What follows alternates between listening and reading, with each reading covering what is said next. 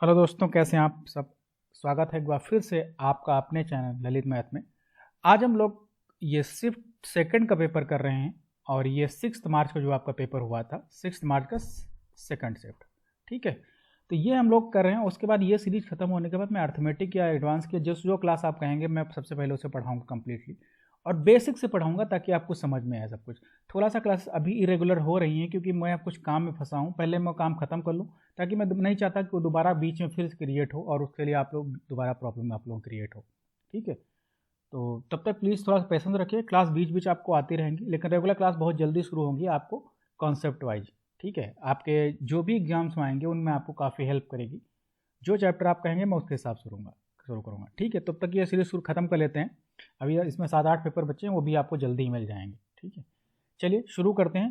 Please channel को subscribe कर लीजिएगा, ज़्यादा से ज़्यादा शेयर कीजिएगा और अपने दोस्तों और सबको भाइयों को भी आप इसमें ऐड करने की कोशिश कीजिएगा। ठीक है, चलिए पहला क्वेश्चन। अगर पहले क्वेश्चन की मैं बात करूं तो क्वेश्चन देखिए जनरली क्या है, मल्टीप्लिकेशन क्वेश्चन है। ठीक है, आप चाहें तो सॉल्व करने की भी ज़रूरत नहीं है। वैसे इसको देखेंगे तो यूनिट डिजिट सॉल्व कर सकते हैं 21। ठीक है, यानी कि एक है यूनिट डिजिट इसमें और वही आपका आंसर है। ठीक है, आखिरी में यूनिट डिजिट कितनी आनी है 7 और 21 1 आनी चाहिए। पहला तरीका ये था, लेकिन अगर मान ली कोई क्वेश्चन ऐसा दिया था जिसमें 2 यूनिट डिजिट और कहीं 1 दी होती तो देखिए आप क्वेश्चन को दिखा क्या है। ऐसा क्वेश्चन आपको एग्जाम में देखने को मिलेंगे कई बार। ठीक है, अगर मैं इसको चाहूँ तो लिखा है 100 + 13 और इसे लिखा है 100 - 30। करेक्ट, यानी कि a + b a - b का फॉर्मूला लगा हुआ है। तो ये एक क्वेश्चन इस तरीके से भी हो सकता था अगर यहाँ पर 1 कहीं और भी दिया होता तब की मैं बात कर रहा हूँ। लेकिन यहाँ पर हम नहीं यूज करेंगे क्योंकि हमने देखा यूनिट डिजिट 1 आ रही थी, तो हम किसी और आंसर को चेक करने की ज़रूरत नहीं है। ठीक है, तो ये आपको क्वेश्चन यहाँ से आराम से दिखेगा। ठीक है, नेक्स्ट क्वेश्चन की मैं बात करूँ अगर, तो इसमें कह रहा है कि एक वॉलेट में 10 और 50 के नोट हैं आपके पास। नोटों की कुल संख्या 12 है और साथ में साथ कह रहा है कि 10 और 50 के नोटों की संख्या अनुपात इतना दी है। भाई आपको पता है कि टोटल 12 है और अनुपात इतना है, तो इसका मतलब है ये 4 नोट होंगे या 8 नोट होंगे। करेक्ट, क्या कोई अनुपात दिया है हमको तो हम 12 को डिवाइड कर सकते हैं अनुपात में। ठीक है, अब अगर 4 नोटें हैं किसकी 10 रुपये की तो कितना देगा 40 और 8 नोटें हैं 50 रुपये की तो कितना हो जाएगा 400। टोटल कितना होगा 440। देख रहे हैं कि सीजीएल का पेपर है ये। ठीक है, कुछ से पेपर अच्छी आई थी लेकिन कुछ सेट में उसने बहुत ज़्यादा ख़राब किया है। ठीक है, बेहद ख़राब किया है। तो मतलब इतना ज़्यादा इजी क्वेश्चन से आप आराम से क्वेश्चन को कर सकते थे। ठीक है, अब इस क्वेश्चन को देखिए। इस क्वेश्चन मैंने लास्ट टाइम भी बताया था कि a - b का होल क्यूब का फॉर्मूला खोलेंगे और सीधा आंसर आपको दिख जाएगा। तो प्लीज़ ट्राई कीजिएगा, इसमें कुछ ऐसा है नहीं। ठीक है, नेक्स्ट क्वेश्चन की मैं बात करूँ। एक कह रहा है कि एक जो आपके विनिर्माता गैस स्टोव को 10% लाभ पे बेचता है और बदले में गैस 15% लाभ पे बेचते हैं। ठीक है, मतलब दो चीज़ें हैं। एक बार करता है कि एक जो गैस स्टोव दुकानदार को जो बेचता है एक आदमी वो 10% बेचता है, फिर दुकानदार जो ग्राहक को बेचता है वो 15%। तो ऑब्वियस सी बात है, अगर मैं आपसे पूछूं तो आप क्या करेंगे कि अगर 100 रुपये के सामान थी उसने दुकानदार को बेचा होगा 110 रुपये पे। करेक्ट, फिर इसने क्या किया, जो दुकानदार ने ग्राहक को बेचा कितना परसेंट प्रॉफिट लिया 15% का। यहाँ इसने 10% प्रॉफिट लिया था। तो इसका मतलब मैं ये कह सकता हूँ कि 110 रुपये पे कितना प्रॉफिट लिया 15, तो 115/100 में बेचा होगा। ये इसका वो था प्राइस।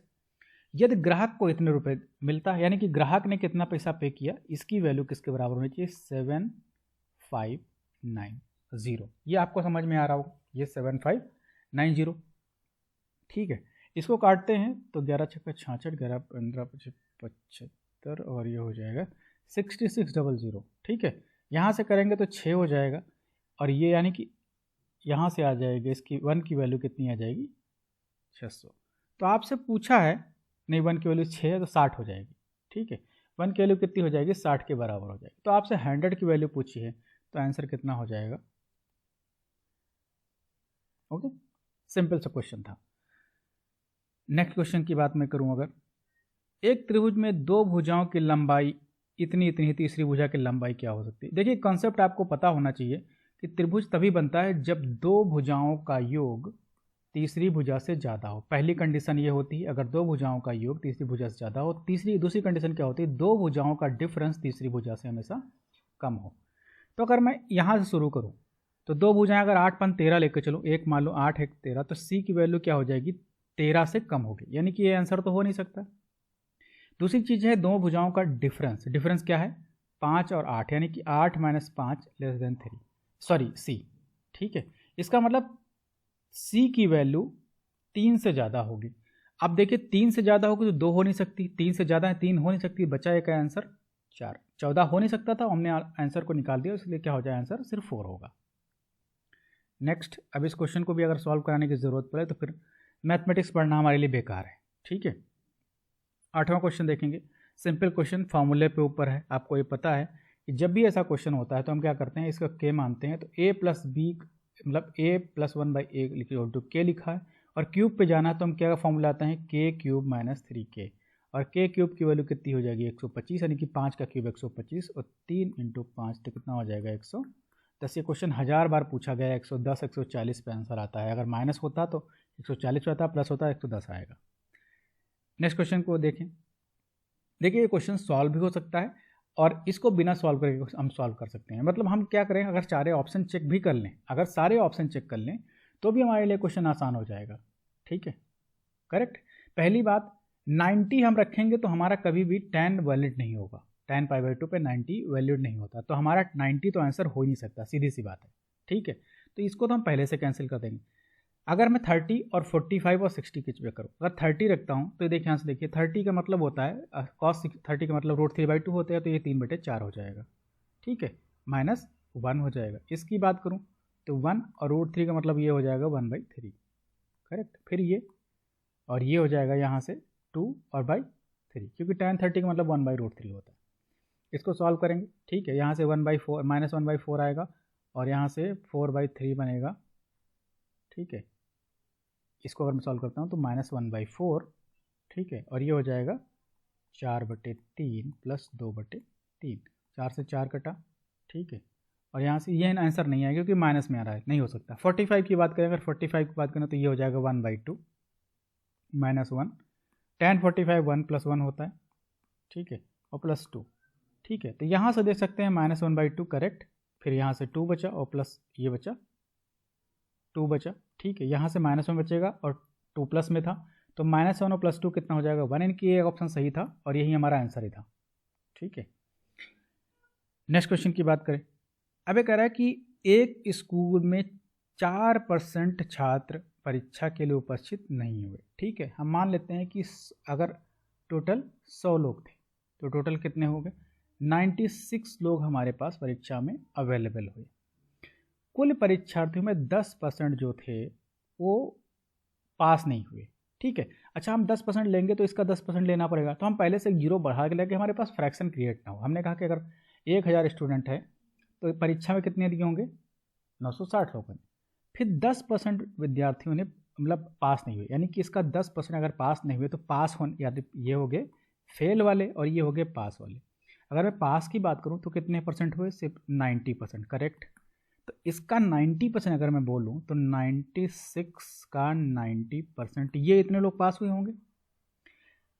फिर कह रहा है शेष छात्रों में, यानी कि जो 10% फेल हो गए उसके अलावा जो बचे, उनके अलावा ये बचे थे, इसका 50% जो है डिक्टेंशन से पास हुए, और 432 लोगों ने परीक्षा उत्तीर्ण की जिससे डिक्टेंशन नहीं मिला। यानी कि मैं कह सकता हूँ कि 50% लोगों को डिक्टेंशन मिला, ठीक है, और 50% लोगों को डिक्टेंशन नहीं मिला। एम आई राइट? तो अगर मैं ये कहूँ कि इनकी वैल्यू जो पास हुए हैं, ठीक है, उसका 50%, मतलब 50% का मतलब क्या है 1/2, करेक्ट। इसकी वैल्यू अगर मैं आपसे बोलूँ 432 है, क्योंकि 50% पास हुए और 50% पास नहीं हुए। ठीक है, तो दोनों की वैल्यू बराबर होगी। तो इसका मतलब मैं ये कह सकता हूँ कि अगर 50% की वैल्यू है तो 100% की वैल्यू कितनी होगी, इसका दूना होगी। यानी कि जो बच्चे पास हुए रहे थे, वो जो बच्चे पास हो रहे थे टोटल डिक्टेंशन और पास होने वाले, वो इसका दूना होगा, करेक्ट होगा नहीं होगा, क्योंकि अगर 50% की वैल्यू ये है और 50% और ऐड करते हैं तो 432 दूना टोटल मिला के हो जाएंगे 864, करेक्ट और नॉट। ठीक है, यानी कि हम टोटल स्टूडेंट जो पास हुए हैं वो कितने हो गए, 864 होंगे कि नहीं होंगे। अच्छा, इस चीज़ से हम एक चीज़ और कह सकते हैं कि जो टोटल पास हो रहे थे लोग, चाहे डिक्टेंशन के साथ चाहे डिक्टेंशन के साथ, ठीक है, तो आप क्या कह सकते हैं कि उनकी वैल्यू कितनी है 864। अब मैंने क्या कहा है कि 960 का जो 90% था वही लोग पास हो रहे थे, क्योंकि 10% तो फेल हो रहे थे ना। तो इसका मतलब 90% जो 960 का 90% की वैल्यू कितनी 864 के बराबर होनी चाहिए। करेक्ट। यहाँ से 1 0 1 0 1 0 0 कट गया, तो यहाँ हो जाएगा 9 9 81 9 6 54 96 96, यानी कि 1 यूनिट की वैल्यू 1 के बराबर होगी। अब अगर 1 यूनिट की वैल्यू 1 के बराबर, आपसे पूछा टोटल छात्र कितने थे, तो कितने होंगे 1000 थे टोटल, तो आंसर कितना होगा 1000। इसका आंसर 1200 नहीं होगा, ठीक है, ये गलत दिया है, ठीक है, ये क्वेश्चन गलत है। नेक्स्ट की बात करूँ मैं, अमित और सुनील किसी काम को मिलकर 9 दिन में पूरा करते हैं, ठीक है। तो अगर मैं इसकी बात करूं तो हम सीधा, और जैसे क्वेश्चन मैं अभी तक करते चले हैं ऐसे क्वेश्चन आपने हजारों किए होंगे, इसको एक्स्ट्रा एफर्ट करने की ज़रूरत आपके लिए नहीं होगी। अमित सुनील किसी काम को 9 दिन में पूरा कर सकते हैं, सुनील और दिनेश किसी काम को 12 दिन में पूरा कर सकते हैं, और अमित और दिनेश किसी काम को पूरा कर सकते हैं 18 दिन में। इनका एलसीएम मान लेता हूँ 108 होगा, नहीं होगा, ये हो जाएगा 12, ये हो जाएगा 9 और ये हो जाएगा 8, करेक्ट, सॉरी 6, ठीक है। तो यहाँ से हम चेक कर सकते हैं कि ये दोनों मिलकर 12 काम कर रहे हैं, ये 9 काम कर रहे हैं, 6 काम कर रहे हैं। अगर मैं तीनों का काम निकालना चाहूँ तो इन तीनों को ऐड करूँगा, तो यहाँ से 2 2 प्लस सबका आ जाएगा, और इधर ऐड करूँगा कितना हो जाएगा 12 और 9 21 6 27, यानी कि a plus S plus D की वैल्यू मैं बात करूँ तो 27/2 होगी। ये 2 हमने क्या किया, इधर ऐड करेंगे 2, यहाँ पर 2 आता, इस 2 को हमने यहाँ भेज दिया, यानी कि तीनों मिलकर इतना काम एक दिन में करेंगे। अब अगर तीनों काम कर रहे हैं और कितने दिन में काम पूरा करेंगे, भाई तीनों काम इतने दिन में इतना काम कर रहे हैं, कितना काम टोटल है 108, कितना काम कर रहे हैं 27/2, ठीक है, 27 चौको और 4 ऊपर 2 चला जाएगा, कितना हो जाएगा 8 आंसर हो जाएगा, ठीक है। नेक्स्ट क्वेश्चन की बात करें, ये क्वेश्चन बहुत इजी है, ऐसा क्वेश्चन आपने देखा भी होगा कि अगर मैं मान लेता हूँ कि ए बी की वैल्यू ये 10 दे रखी है इन्होंने, चलो ठीक है, पहले इसको लिखते नहीं, अलग से बनाते हैं, ठीक है। 10 दिया है, सी डी की वैल्यू 7 है, सी डी की वैल्यू ये पूरी 7 दे रखी है, एस डी की वैल्यू 4। अच्छा बताइए, अगर एस डी की वैल्यू 4 है तो ये भी 4 होगी। कॉन्सेप्ट क्या है कि किसी पॉइंट से 2 टेंजेंट हमारा बराबर होती हैं, तो अगर ये बराबर है तो ये भी इतनी बराबर होगी, तो ये 4 और ये पूरी 7 दी तो 3 बचेगी, तो ये 3 हो जाएगी, करेक्ट। यहाँ पर क्वेश्चन ए एस 5 है, ए एस की वैल्यू 5 है तो ये भी 5 होगी, और ये टोटल 10 था तो यहाँ 5 बचेगा, और मैंने कहा कि ये दोनों टेंजेंट बराबर होंगे, इसका मतलब ये 5 होगा, तो 5 और 3 8 होगा आंसर इसका, ठीक है।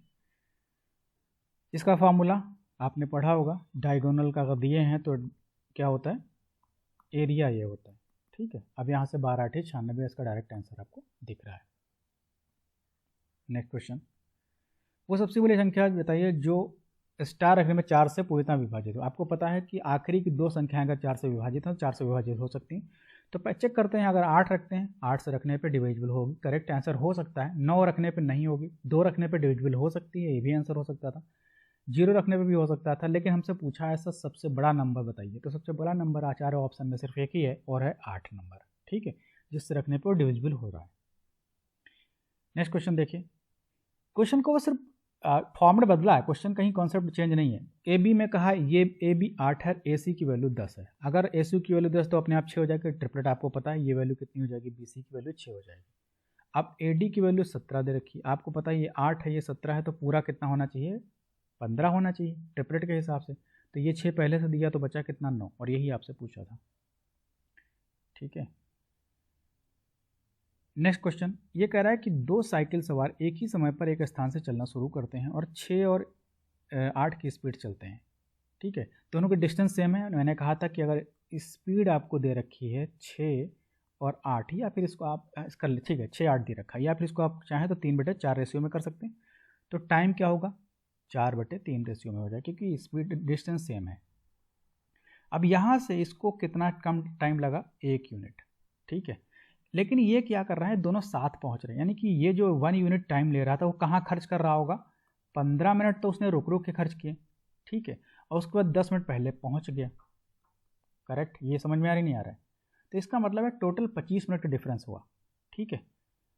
अगर, और मैं कह रहा हूँ 4 यूनिट की वैल्यू, यानी कि अगर 1 यूनिट की वैल्यू 25 है तो 4 यूनिट की वैल्यू कितनी हो जाएगी 25, ये था मिनट, तो हमको अगर घंटे में बदलना हो तो क्या करेंगे 60 से डिवाइड कर देंगे, ठीक है, ये टोटल टाइम हो गया। और अगर इसका टाइम हमें पता है, इसकी स्पीड कितनी थी 6, तो अगर मल्टीप्लाई कर तो डिस्टेंस निकल आएगी। बस यही था आपका आंसर। 10 25 चौका 100 तो कितना हो जाएगा 10 किलोमीटर। सिंपल सा क्वेश्चन था। मैंने क्या किया, स्पीड का रेशियो निकाला। स्पीड का रेशियो टाइम का रिवर्सल होता है, आपको पता है अगर डिस्टेंस सेम है तो। फिर देखा ये यूनिट कितना टाइम कम ले रहा था 1 यूनिट। अगर 1 यूनिट टाइम कम ले तो उसको पहले पहुंचना चाहिए था, लेकिन वो क्वेश्चन में कहा है कि दोनों बराबर पहुंचते हैं। लेकिन कंडीशन क्या दी, यात्रा के दौरान पहले वो 15 रुक रुक के चलता है, साथ साथ 10 मिनट पहले पहुंचा, यानी कि वो टोटल 25 मिनट का डिफरेंस क्रिएट कर रहा था। और वो 25 मिनट का डिफरेंस कहाँ से हो रहा है ये, ठीक है, 25 मिनट का डिफरेंस कहाँ से, सॉरी साथ साथ नहीं पहुंच रहा है, वो 10 मिनट पहले पहुंच रहा है, ठीक है। तो 15 मिनट तो उसने रुकने का टाइम लिया, उसके बाद 10 मिनट पहले पहुंच रहा था। तो 10 मिनट पहले पहुंच रहा था कि टोटल डिफरेंस कितना क्रिएट कर रहा है 25 मिनट का। और हम कह रहे हैं डिफरेंस कितना है 1 यूनिट का, तो 1 यूनिट की वैल्यू 25 के बराबर होनी चाहिए। अगर 25 के बराबर थे, 25 मिनट आया ये, उसको मैंने घंटे में कन्वर्ट कर लिया। फिर 1 यूनिट की वैल्यू कितनी है, तो 4 घंटे की टाइम कितनी है, 4 यूनिट की वैल्यू कितनी हो जाएगी, 4 से मल्टीप्लाई कर दिया। इसकी स्पीड कितनी थी 6, तो हमने ये निकाल दिया, आंसर आ जाएगा 10। नेक्स्ट, अब ये क्वेश्चन आप खुद ट्राई करेंगे, ऐसे क्वेश्चन मैंने हज़ारों बताए आपको, इसमें ट्राई करने वाला कुछ है भी नहीं। इसका आंसर 0 होगा, कोई साइन 0 मल्टीप्लिकेशन में है तो सारा आंसर 0 ही जाएगा, ठीक है। एक दुकानदार ने एक कंप्यूटर टेबल पे 72 का अंकित मूल्य किया, जिस पर 10% छूट देता है, फिर भी 8% का लाभ कमाता है, ठीक है। आपको पता है कि अगर 72 क्या था मार्क प्राइस, आपका लिस्ट प्राइस जो था वो कितना था 7200, इस पर मैंने क्या किया 10% डिस्काउंट दे दिया, तो सेलिंग प्राइस क्या हो जाएगा 10% डिस्काउंट के बाद 90 रुपये का बचेगा, 90% का बचेगा। अब कॉस्ट प्राइस पे कितना आप डिस्काउंट प्रॉफिट ले रहे हो 8% का, तो ये दोनों बराबर होने चाहिए बस, क्योंकि ये अगर कॉस्ट प्राइस तभी सेलिंग प्राइस जाएगा, और यहाँ पे एमपी से अगर मान 10% का डिस्काउंट देगा तभी कॉस्ट सेलिंग प्राइस जाएगा, दोनों सेलिंग प्राइस बराबर होनी चाहिए, 0 से 0 कटेगा, ठीक है। आपको पता है ये कितना हो जाएगा 10 और 9 दूनी 18, सॉरी 9 का 9 दूनी 18, ठीक है, कितना हो जाएगा 12, तो 12 छंगे 72, तो आंसर अब कितना आ रहा है, सी की वैल्यू कितनी आ जाएगी, एक मिनट, नहीं 6000, 72 क्यों, 6000 ना, यहाँ से 6 बचा 10, हाँ 6000, यानी कि कॉस्ट प्राइस कितना था हमारे पास 6000 का। अब ये कह रहा है कि अगर वो कोई छूट नहीं देता, अगर मतलब 10% की छूट नहीं देता, तो 7200 रुपये अंकित था, 7200 रुपये ही बेचता, तो कितना प्रॉफिट लेता 1200 रुपये। कॉस्ट प्राइस कितना था 6000, तो कितना लेता 20%। ओके, नेक्स्ट की बात करें अगर हम, अब इस क्वेश्चन को करने की भी ज़रूरत नहीं, आपको पता है कि दोनों एंगल बराबर होते हैं किसी पॉइंट से, तो अगर ये एक आपको 35 दे रखा है तो BPO की वैल्यू भी 35 हो जाएगी, ठीक है। कोई ऑप्शन और चेक करने की ज़रूरत नहीं, क्योंकि ये ऑप्शन सही था तो इसको दूसरे वाला कोई ऑप्शन हम चेक भी नहीं करेंगे, ठीक है। 24 छात्रों ने धन एकत्र किया, औसत कितना था 50, ठीक है। बाद में क्या किया, उनके शिक्षक ने भी कुछ धन किया और औसत कितना हो गया 56। भाई एक चीज़ बताइए, 24 लोग पहले से दे रहे थे और सबका औसत कितना था 50, एक आदमी और आ गया, अब टोटल हो गया 25, ठीक है, और औसत कितना हो गया 56। इसका मतलब जो आदमी आया है वो पैसे ज़्यादा लेके आया होगा। तो ज़्यादा क्यों लेके आया होगा, पहली बात तो 56 अपना तो लेके आया ही होगा, क्योंकि औसत 56 बना रहा है। उसके बाद इन सबके पास जो 24 लोग थे, इन सबके पास 6-6 रुपये कम थे, यानी कि 24 × 6, ये रुपए जो कम थे वो कौन लेके आया होगा, इनका टीचर लेके आया होगा। तो 56 तो अपना लेके आएगा, बाकी 6-6 रुपये सबके पास लेके आएगा, ठीक है। तो 6 चौक 24 और 6 दो, यानी कि आप यूनिट डिजिट चेक करेंगे तो आंसर 0 आना चाहिए आखिरी में, तो यही आंसर 0। आप मल्टीप्लाई भी कर सकते हैं, आराम से आ सकता है। मैंने यूनिट डिजिट चेक 6 चौक 24 और 6 4 10, इसका मतलब आंसर यूनिट डिजिट कितनी होनी चाहिए 0 होनी चाहिए, ठीक है। तो आंसर 200 होगा।